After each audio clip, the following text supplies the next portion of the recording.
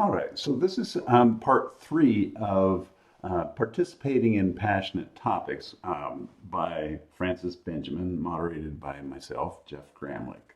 Um, in the first part, we looked at why people avoid discussing passionate topics. It's kind of the elephant in the room. The second part, we looked at what civil discussions look like. And the third part is how to moderate discussions. Okay. So this part of our video is going to be on how to moderate discussions. And where this is focused on is if you're in the midst of having an opportunity for a conversation, and the conversation may or not be passionate topics, but if you are the moderator, how do you help the rest of the people in the room through this decision process? And it may be a decision process, it may be a discussion process. And so within this, we'll talk about moderator processes. What are the traits of a moderator, and then moderating, what are the 10 key skills and qualities for the moderator process. So this is, if as you're a moderator now, and as a moderator, you're the one that's going to discuss, you're going to present the topic. What is the topic? So, and within that, you need to make sure that you present the topic in a way that as a moderator, you're presented in a non-biased fashion. You don't start out by saying, this is the topic and this is what I think, the direction of the topic, what we should do about it. And so now let's have a discussion. You don't start that way. You need to make sure as a moderator that you present it in an unbiased way as it relates to the topic, and then next that you encourage the participants to share. This is something where you want to make sure that you want to work to get all of the participants to share in the process. You don't want it to be dominated by just a couple people, but everybody should be involved. If someone starts to go down a rabbit hole, or they get distracted and get off to other topics, as a moderator, you're the one to bring them back. So you remove those unrelated or inappropriate content. So you're the one that, that's not part of our discussion. This is what we need to stay focused on. And so you help to keep the group on track as it relates to this. If there's questions, then you're the ones that the group should look toward to answer and clarify the questions. And it might be a process question. It might be a fact question. Is this the true fact, or is there a different fact? So you're helping to define that. And then also questions on the process that they're working through. So you're really to answer that. And then you're the one that is defining what are those group boundaries and rules, that code of conduct. So as a moderator, you should clearly communicate, okay, we're going to go around the room and everybody's going to have 3 minutes, or what is that process? You should communicate that up front so that people aren't surprised in the middle or feel that you're taking sides with one individual or one group as opposed to somebody else. Yeah, I think fairness is a really important part of being a moderator, and make it appear that you are fair as a person, but the process also is fair. Then the next, if we're looking at traits of a moderator, and you see this neutral, attention to listening, reactiveness, proactiveness, and clarity. So the first one be neutral. And that's where I talk about that unbiased piece, and understand that you're not just your language, but your nonverbal and your body language is also going to communicate things. And so if you have strong feelings about individuals in the room or about the topic, you're going to need to work actively to not express those. And so you really need to maintain that objectivity and help people see that. You need to be As a moderator, you need to be clear with, this is our process, this is our rules, this is what we're going to follow, but you're not calling out individuals or confrontational. So it's that balance in that way. With attention and listening, as a moderator, it's critical that you stay engaged.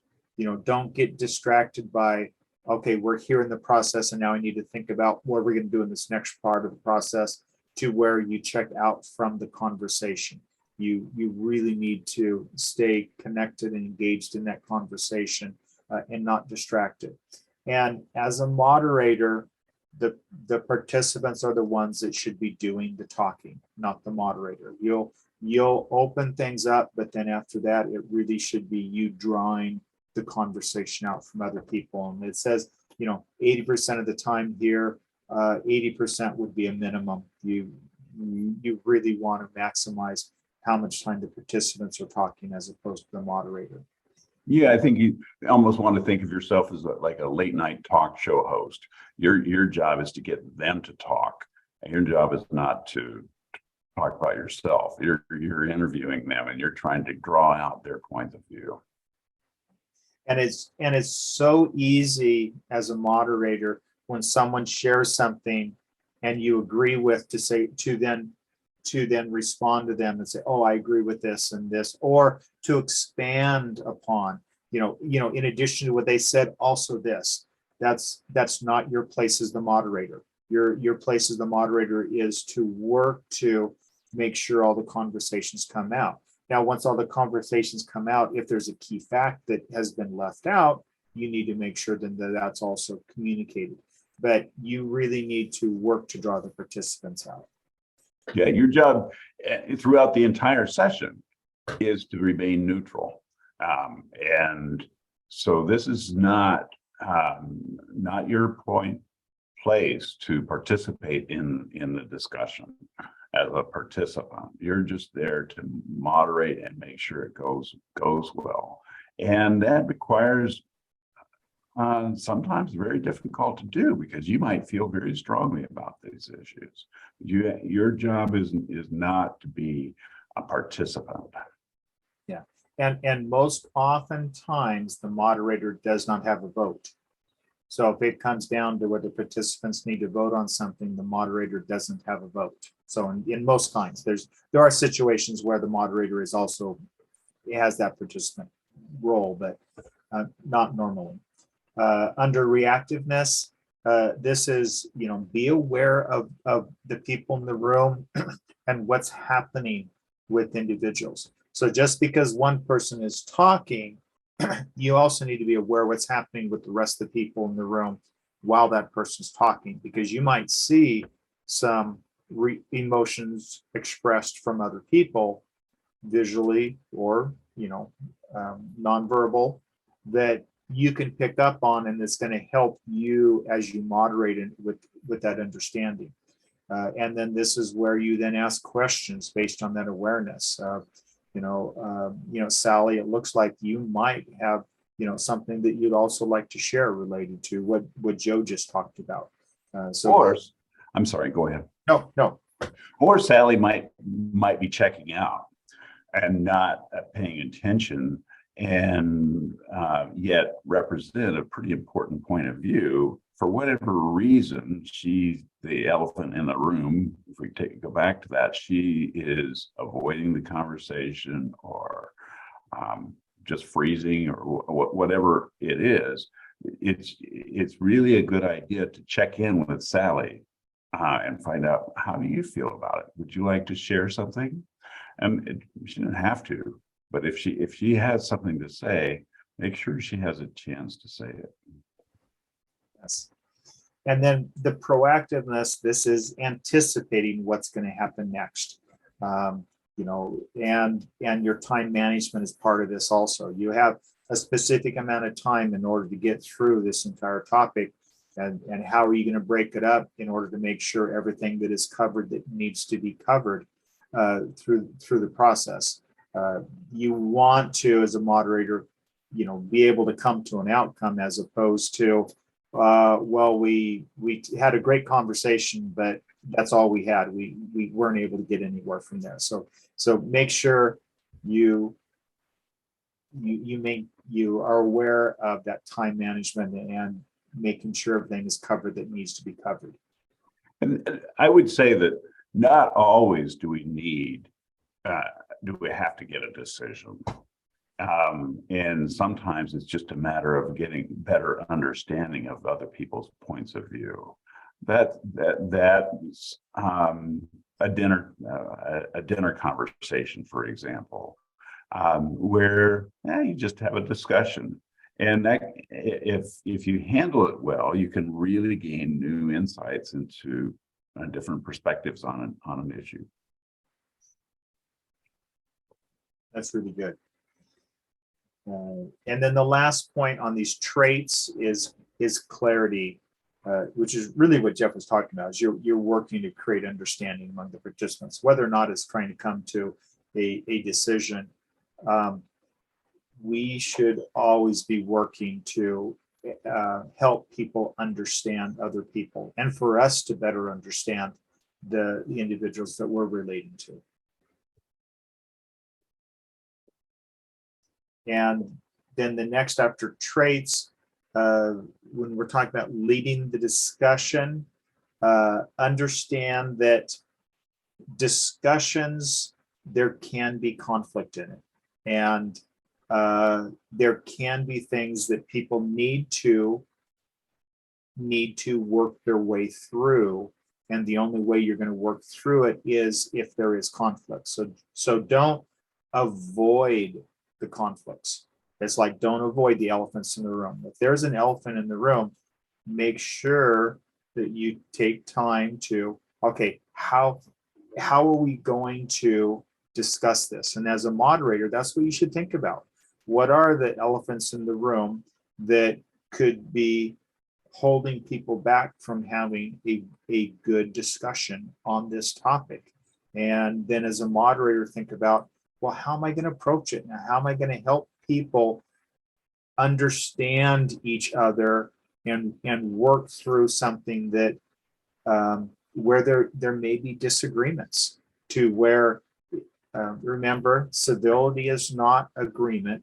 Civility is focused on better understanding of the other individual. So how can you, in the midst of this, when there's going to be some where this person believes this and this person believes this and that, and the baseline doesn't agree, but how do you as a moderator pull out why the person believes what they believe? What are the circumstances that have led them to the understanding that they have in both cases, in order for each to better understand why they believe what they believe?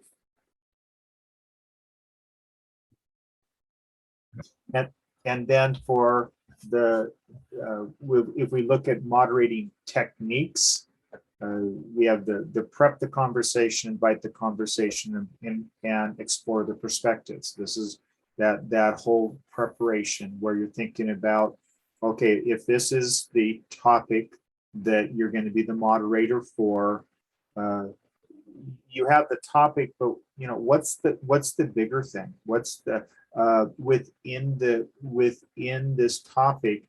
If we can increase understanding on this topic, what does that mean for our society? What does it mean for the people in the room?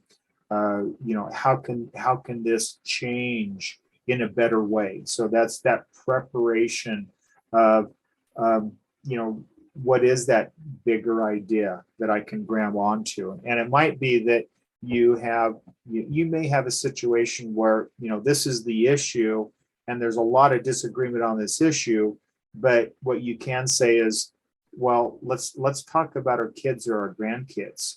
Can we agree that we want a better situation for them? And if that's the case, then can we work toward that? We might not solve it between the two of us, but can we work together to solve something that's going to be better for our kids and for our grandkids? So that's that bigger idea that it helps them step away from the situation. And at least when I'm moderating, I find myself preparing with a set of questions that I want to ask the group. And sometimes I feel like it's a matter of asking like the elephant in the room question. And sometimes at the beginning, and just to get that out in the open. Other times, you kind of develop a sort of a logic to the questions where you kind of flow through, and ultimately you get toward the elephant in the room. And that's kind of, you want to at least think that through. How is this going to go? Especially if you know the participants. How is it likely to go? And design the structure of the conversation, because you do control it. You're like the maestro in an organ in an orchestra, and you can control the tempo and the length of the conversations about different sub parts of it, and then you can move it on to the next part. But you want to, I find setting up a set of questions in an order that makes some progressive sense is helpful. Yeah, and what Jeff's just been talking about is the second one, that inviting that conversation. Okay, sorry about that. Okay. No. That's exactly. No, you're spot on, because what you're talking about is the elephant in the room is what we need to make sure is addressed in the process. But sometimes it's, you call the elephant out. Other times you nibble away at this and nibble away at that, and you work your way up into it. And it's really that maestro. I think that's a great example that Jeff talked about, related to the conversation.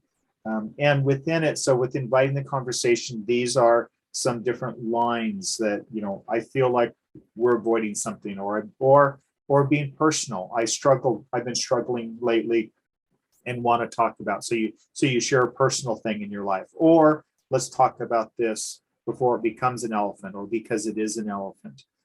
That's where these are different ways in which you can start into those conversations to draw individuals out.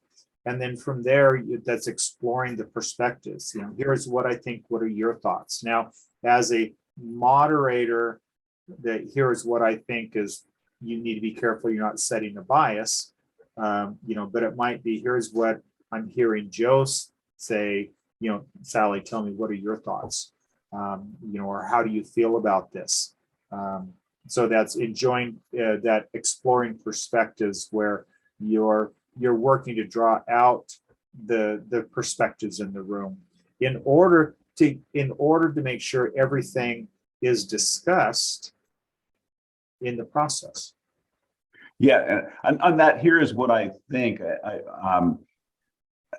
You really, as a moderator, you don't want to get your point of view. In fact, that's the goal, so that the group members don't know what you think. But you can say, what I think their point of view is this.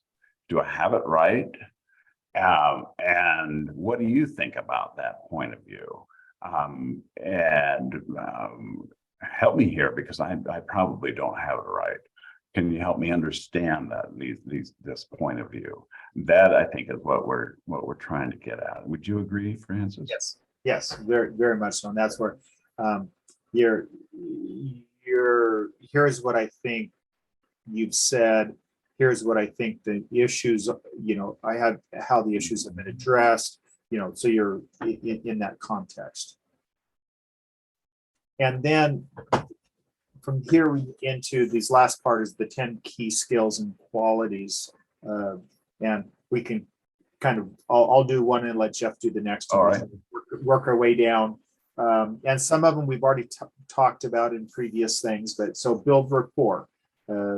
Make sure that you are not a curmudgeon, as but that you smile, you make eye contact, you create a warm, supportive environment, so that building that rapport is critical as a moderator. And number two is be an active listener, and this means just just sincerely listening, I'm paraphrasing back, nodding your head in agreement that you understand what they're saying, not that you agree with what they're saying, but that you understand it and you're involved in the conversation.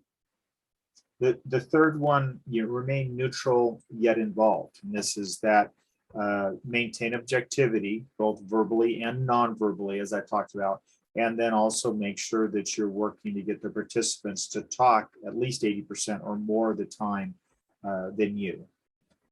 Number 4 is about being flexible. I said earlier, and have a set of discussion questions that you want to go through, but if they want to focus on number 1 and the conversation's great, just let it go. You don't have to get through all those questions. And then number 5, use the 5-second pause and probe technique. And what this has to do with is it's okay for you to ask a question and then just sit there and wait for somebody to respond. That pause is okay. It may feel uncomfortable, and at some point someone's going to say, okay, I'll be the one will talk, but it gets that going. If you don't do that pause, then you might end up speaking the whole time because you haven't gotten 20% for that. And within this working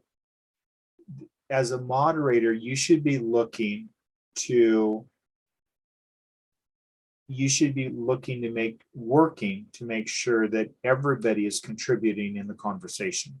If there are a couple people that are dominating the conversation and they're just controlling it, as a moderator, you're the one that needs to stop that dominating and provide opportunity for others to speak. And so this is where you might say, we've heard a lot from you, Joe.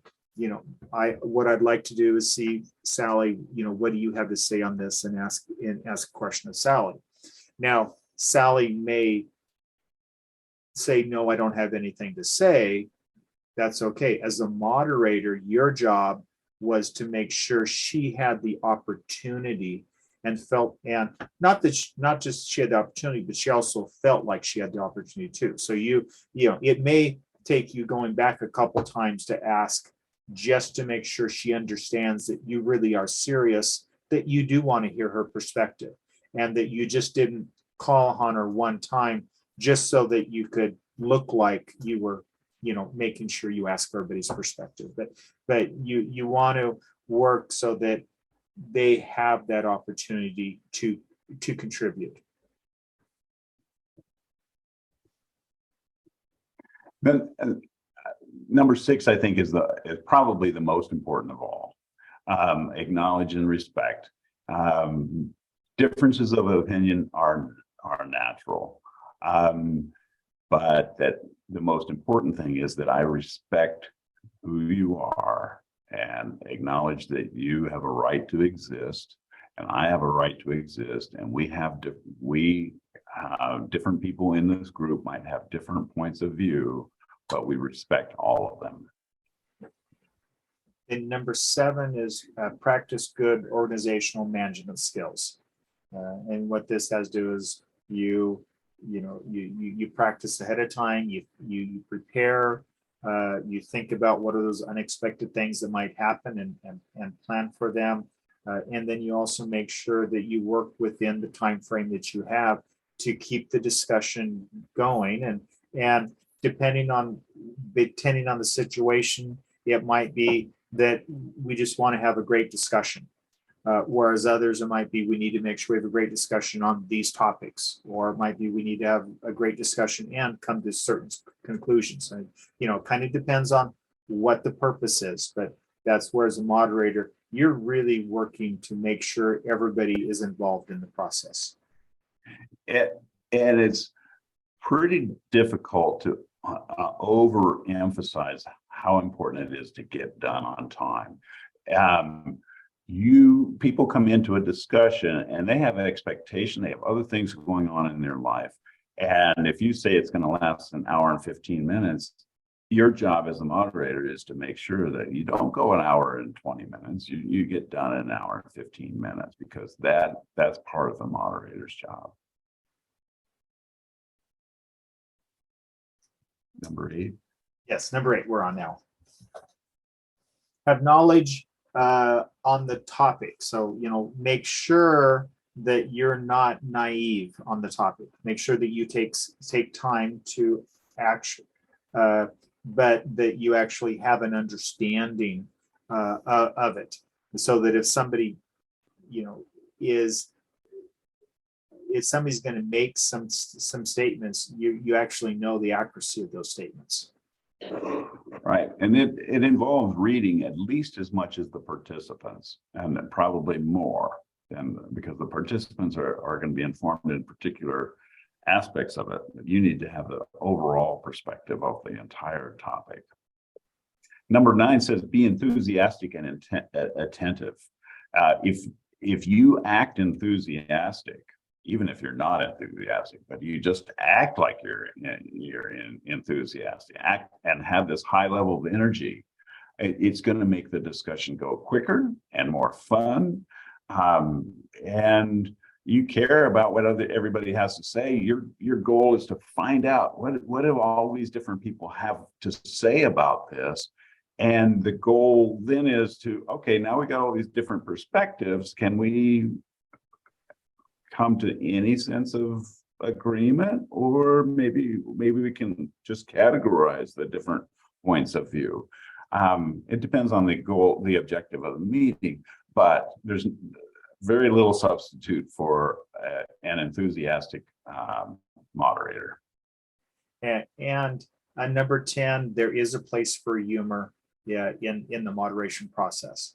Now, you need to be sensitive culturally as it relates to the humor, but laughter does, keep the group relaxed. It encourages sharing of information, and it helps you, be human and keep those human connections, as it states here.